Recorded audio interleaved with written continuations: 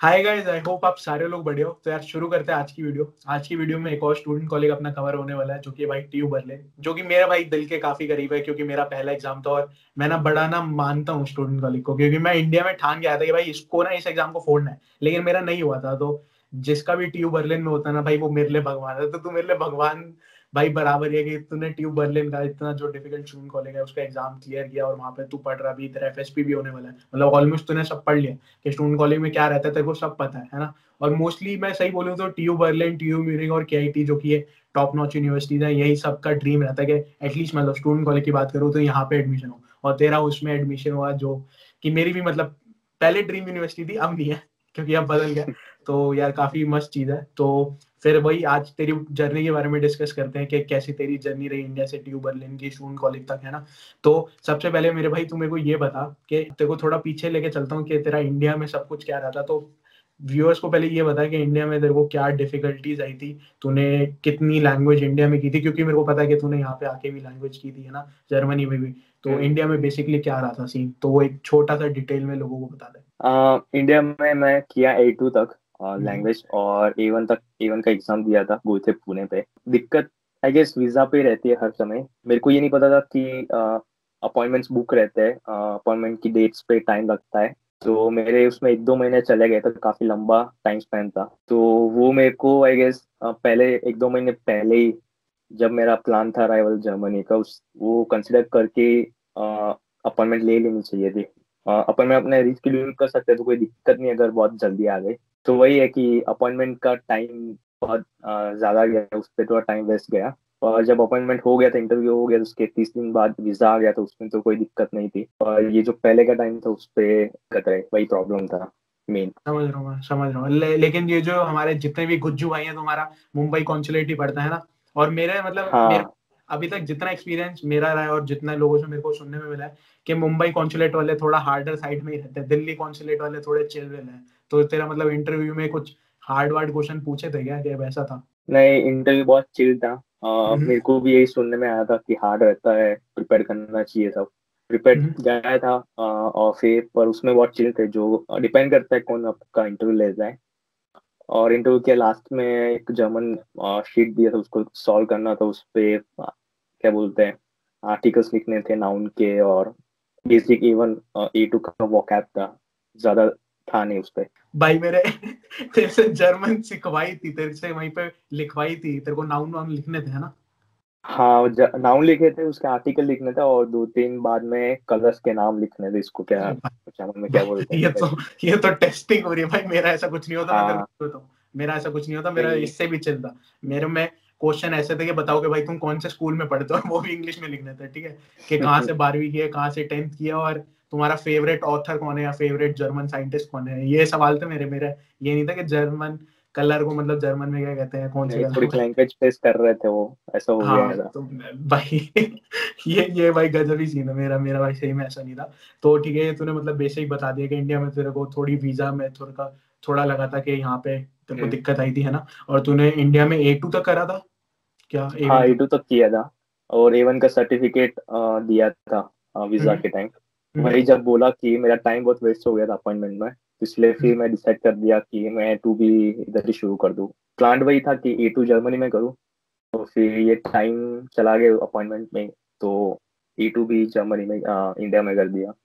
समझा मैं। फिर तू इंडिया से गया जर्मनी, और जर्मनी में फिर तूने मतलब अपनी लैंग्वेज लैंग्वेज की हाइडलबर्ग में F+U करके जो है एक इंस्टीट्यूट, हाँ। काफी मतलब जाना माना इंस्टीट्यूट है वो लैंग्वेज के लिए, मेरे को पता है।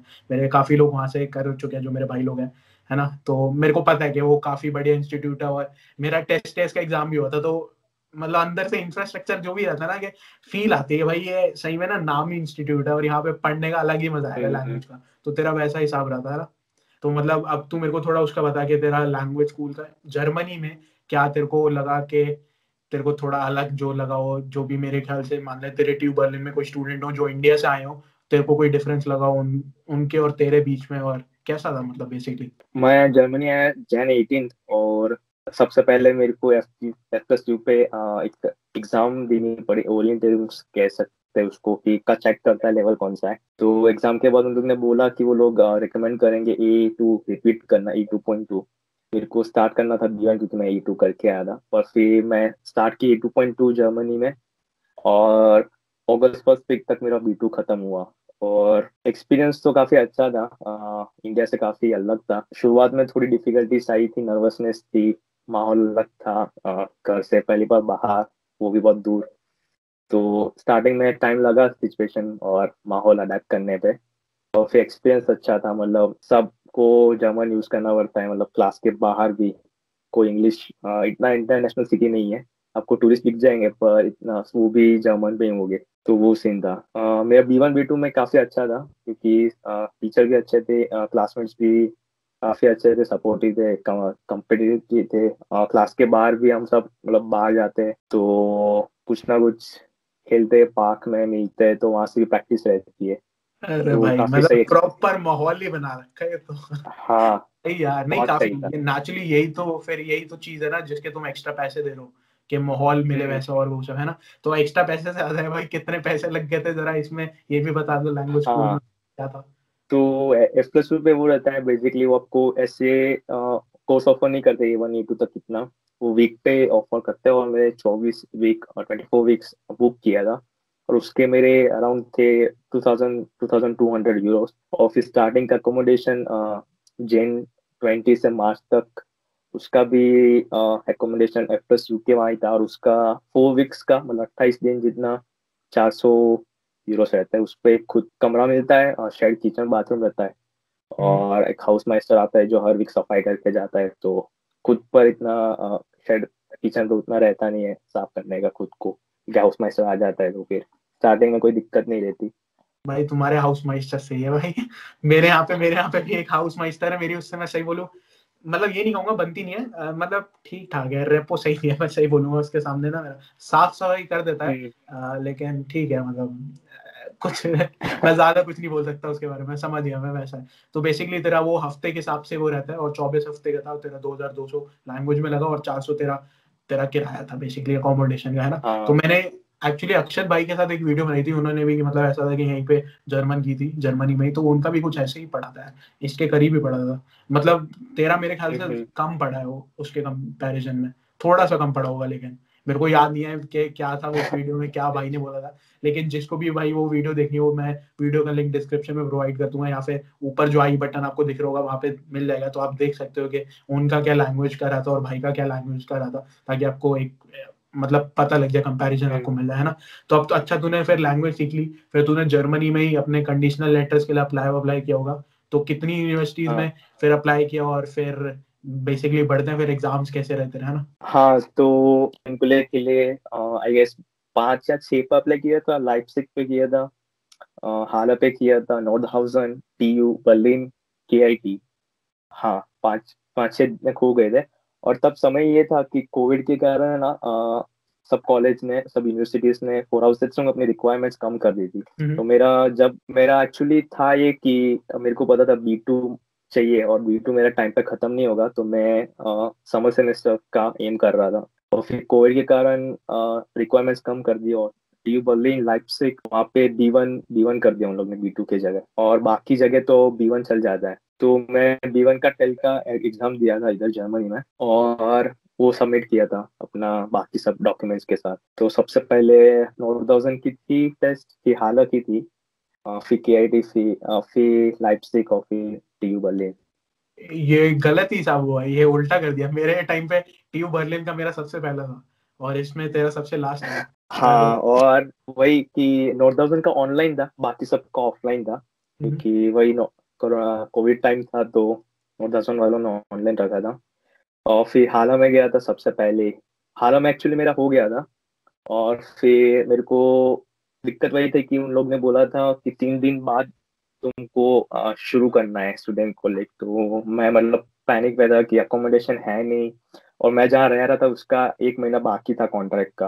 हम्म। तो उसको मैं ऐसे कैंसिल भी नहीं कर सकता, आगे सबलेट भी नहीं कर सकता था। हम्म। तो फिर एक रिस्क लिया था कि हालांकि एक्सेप्ट नहीं करना है, और फिर मन तो वही था बर्लिन में जाना है, क्योंकि आगे क्या पता यूनिवर्सिटी भी वहाँ पे सेट हो जाए। तो वही रिस्क के साथ फिर बर्लिन कर दिया था, और बर्लिन में लकीली हो गया भाई मेरा बर्लिन का बहुत बढ़िया ही तीर मारा है तूने। मैं सही बोलूं, था। KIT का क्या रहा था, KIT में हो गया था या नहीं हुआ था? KIT का एक्चुअली बहुत घातक सीन था कि हाला का घर पे बात की पेरेंट्स के साथ, बोला तेरा जो मन है वो कर, तेरे को जो दिख रहा है, तेरे को कहाँ सेट होना है, ठीक है तो फिर हाला स्किप करते हैं। और फिर दूसरा एग्जाम था केआईटी का। केआईटी में आया मैं, बहुत सारे स्टूडेंट्स, बहुत सारे। और फिर पेपर मैथ्स का देखा भाई, बहुत था। आपने बोला था जे लेवल पे जाता है, उस पर तो कुछ अलग ही लेवल था। मतलब ज्योमेट्री के बहुत क्वेश्चंस थे, फैक्टोरियल के उसके भी थे। तैयारी उतनी उतनी नहीं की थी ज्योमेट्री को उसकी, वही था। उसका अच्छा नहीं गया था। मैथ्स का बोलूं, मैथ्स बहुत टफ था, बॉलिंग के कंपैरिजन में कह रहा हूँ मैं। अरे जर्मन ठीक था। मेरे को अच्छा फील करा था तू, मतलब है कि मेरा मैं तो कह बर्लिन रहा नहीं हूँ, तो केआईटी हो गया। अब आप कह रहे हो मैं भगवान नहीं, मेरे को लगा आपका केआईटी में हो गया है, वो बहुत टफ है। और ये मेरे को लग रहा वही भाई है। मेरा भी तुक्का ही बैठा है किसी हिसाब से ना। मैं अगर वही डिफिकल्टी अगर रेट करूंगा तो केआईटी का सबसे ज्यादा था मैथ्स पे। हम्म। और जर्मन में बोलूंगा तो हाल क्या था कि हाल में कुछ लिखने का दिया था उन लोगों ने, सिर्फ वही सी टेस्ट नहीं थी, ट्रू और फॉल्स वो सब नहीं था। कोई पैराग्राफ तो लिखने के लिए दिया था, और फिर काइंड ऑफ लेजर क्वेश्चन भी था कि पैराग्राफ रीड करो और क्वेश्चन रीड आंसर करो। तो हालांकि राइट। जर्मन थोड़ा टफ लेवल था, पर कर सकते थे। तो अब बढ़ता है ट्यूब बर्लिन का। फिर ट्यूब बर्लिन का एग्जाम पैटर्न कैसा रहता है, क्योंकि ट्यूब बर्लिन में अब मैं बता दूं मेरा क्यों नहीं हुआ था। ट्यूब बर्लिन में ह्यूरन आता और मेरा ह्यूरन जब वो बंदा बोल रहा था ना, अगर वो खत्म हम्म। करने पे था तो मैं पहले क्वेश्चन पे था, मेरे को पता ही नहीं लग गया था वो बंदा बोल गया। समझ रहा है? तो उसकी वजह से हाँ मेरा तक जर्मन मेरी पूरी डूबी थी। मैथ्स तो ऑलमोस्ट हर एक इजी रहती है केआईटी के अलावा। तो जर्मन ने मेरे को बेसिकली डुबा दिया था, तो मेरा ट्यूब बर्लिन नहीं हुआ था। तो तूने उस पर कैसे भाई काम वाम किया? हाँ, मतलब जर्मन का वही था कि हमको एक कॉरिडोर में बिठाया था और माइक पे वो लोग बोल रहे थे।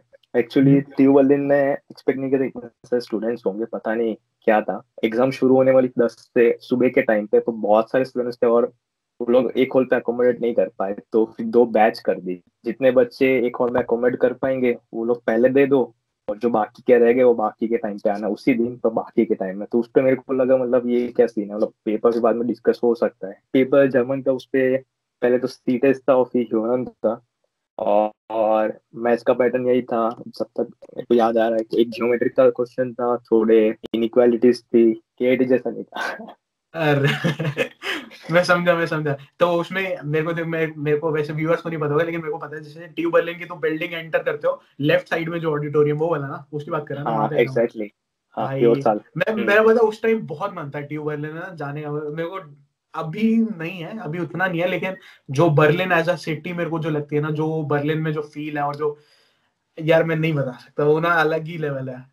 अलग ही मैं लेवल। भी अगर कहूंगा, मैं भी वो फील नहीं कर पाया, क्योंकि मैं आया सितंबर पे हैदराबाद से बर्लिन में आया। पर तब 2-3 वीक कोविड स्ट्रेस नहीं था, फिर बाकी अक्टूबर में जर्मनी में वापस बढ़ गया कोविड के नंबर्स। तो फिर सब लॉकडाउन इधर, बहुत पॉपुलेशन बहुत ज्यादा है बर्लिन में, कल बहुत सारे लोग, इसलिए रिस्ट्रिक्शन बहुत ज्यादा थे। तो वो पूरी वाइब तो अभी तक मेरे को भी नहीं मिली, जो अपने को 1-2 साल पहले जो दिखता है यूट्यूब पे इंटरनेट पे दिखता है, वो मेरे को अभी तक कुछ मिला नहीं है।